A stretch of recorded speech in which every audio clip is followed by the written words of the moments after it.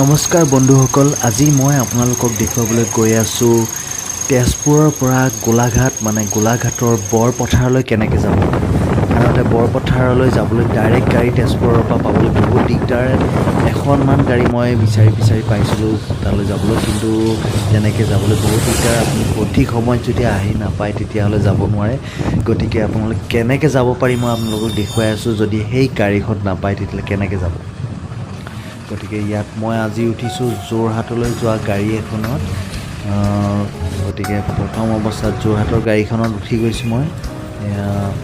তেজপুৰ মই এতিয়া 5 মাইলৰ ওচৰ পাইছোঁগৈ এতিয়া।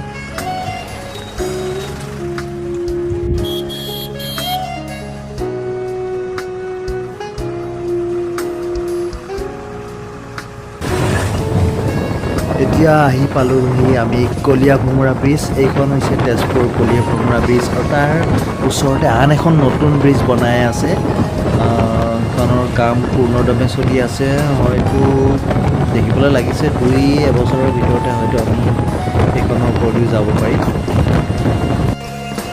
গাড়ীৰ ভিতৰতে কিবা চিলিণ্ডাৰৰ গোন্ধ এটা ওলাইছে, গতিকে মই তাকে সুধিলোঁ কি আছে, চিলিণ্ডাৰ আছে নেকি ভিতৰত, ভয় লাগেতো।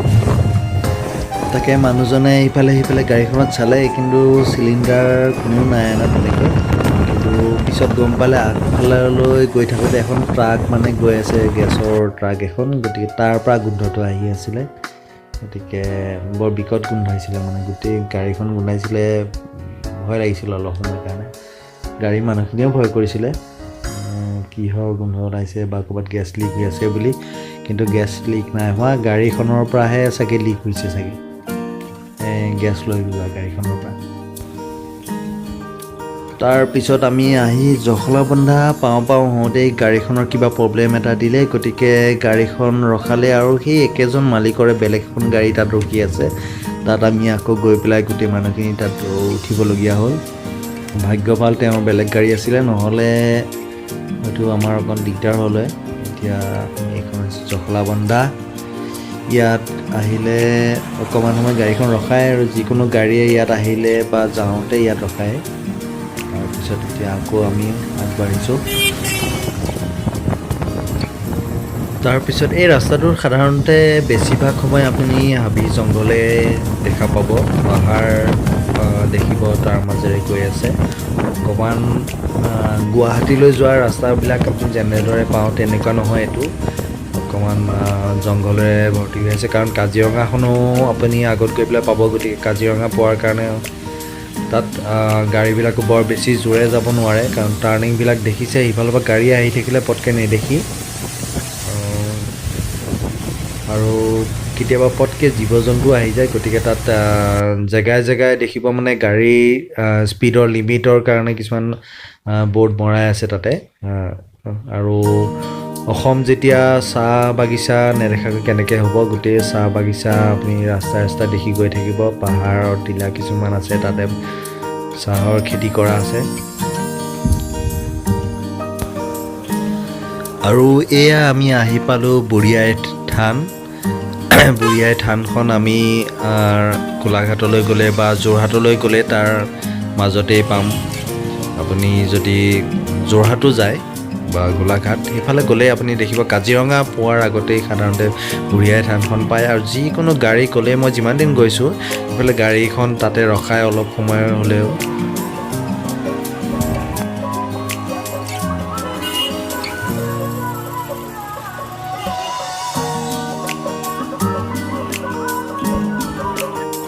ইয়ালৈ আহিলে আপোনালোকে তেজপুৰৰ পৰা যদি আহে তেতিয়াহ'লে 1-1.5 ঘণ্টাৰ ভিতৰত আহি পেলাই পাই যাব। তাৰপিছত দৰ্শন কৰি পেলাই ঘূৰি যাব পাৰিব। বৰ বেছি এটা সময় ইয়াত নালাগিব। খালি ইয়াত এই বান্দৰ কিছুমান আছে।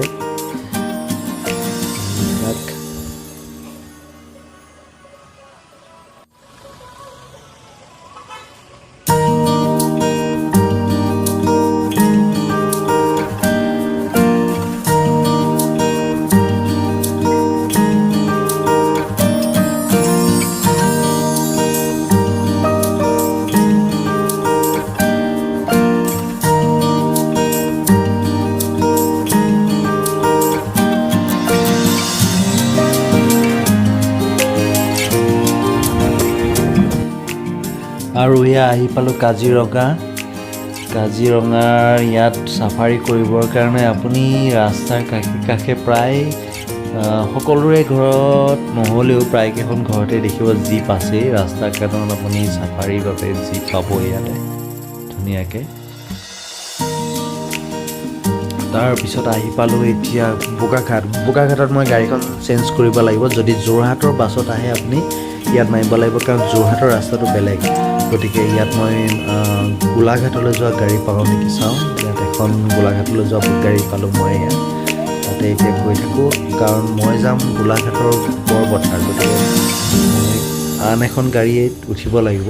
এতিয়া গোলাঘাটৰ বাছত উঠিছোঁ মই। গোলাঘাটৰ পৰা মই গৈ আছোঁ, আপোনালোকক দেখুৱাই আছোঁ আকৌ কেনেকৈ মই বৰপথাৰলৈ যাম।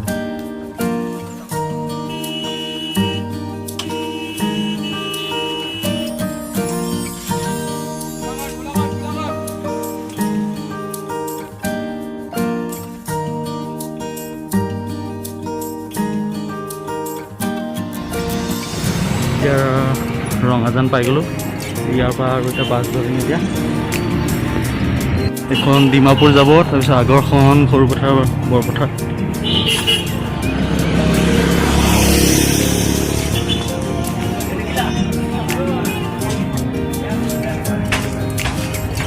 বৰপথাৰ যাবনে বাৰু? বৰপথাৰ গতিকে বৰপথাৰ কেনেকৈ যাব মই কৈ আছোঁ আপোনালোকক। বৰপথাৰলৈ যোৱাৰ আগতে মই আহি আছিলোঁ গোলাঘাটৰ বাছত। গতিকে গোলাঘাট পোৱাৰ আগতেই ৰঙাজান বোলা জেগাডোখৰ পাব আপুনি, য'ত নামি দিব লাগিব। তাৰ পৰাই ৰঙাজান হৈ পেলাই বৰপথাৰলৈ যাব পাৰিব। টিকেট নিবলৈ আহিলে আগতে 40 টকা আছিলে, ডাইৰেক্ট 80 টকা হৈ গৈছে এতিয়া, প্ৰায় ডাবলে হৈ গৈছে।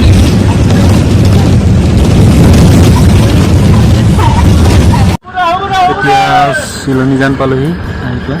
এতিয়া চিলনীজানৰ পৰা আপোনালোকে হয়তো অলপমান মানুহৰ ঘৰ অকণমান দেখিব, মানুহৰ ঘৰ দোকান পোহাৰ অকণমান দেখিব পাৰে, কিন্তু তাৰ আগলৈকে ৰাস্তাটোত আপোনালোকে ঘৰ পোহৰ একো নেদেখিব। গোটেইটো হাবি জংঘলেৰে ভৰ্তি হৈ আছে, মানে গভীৰ হাবি বুলি ক'ব পাৰি। যদি আপোনালোকৰ ৰাতি আহিলে গাড়ী বেয়া হয়, গতিকে বহুত বেয়া পৰিস্থিতিৰ সৃষ্টি হ'ব পাৰে। গতিকে অকণমান আহিলে দিনে পোহৰে আহিব, যাতে গাড়ীখন বেয়া হ'লে তাত ঠিক কৰিবলৈ ভাল হয়। মাজ ৰাস্তাতে যদি বেয়া হয় বহুত বেয়া পৰিস্থিতি হ'ব। আৰু এতিয়া বাৰু ৰাস্তাটো ভাল হৈছে, আগতে বহুত বেয়া হৈ আছিলে ৰাস্তাটো। কেইদিনমান আগলৈকে মই আহিছিলোঁ, আহিবলৈ দিগদাৰ হৈ আছিলে। ৰঙাজান হৈ পেলাই বৰপথাৰলৈ আহিলে প্ৰায় 1 ঘণ্টামান সময় লাগে, কিন্তু আপোনালোকে গোলাঘাট গৈ পেলাইও ইয়ালৈ আহিব পাৰে, একে 1 ঘণ্টামান সময় লাগিব। এয়া আহি পালোঁ আমি বৰপথাৰৰ তিনিআলি। গতিকে আমাৰ জাৰ্ণি ইয়াতে শেষ হ'ল।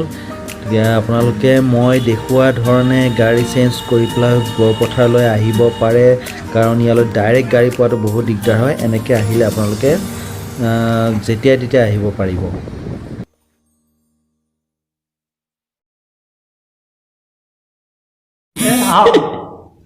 তাকে বাইদেউহঁতো বহি আছে, সবে একেলগে ফটো ল'ম। আপোনাৰ ইয়ানি মেম আহিছে এতিয়া। মই লম।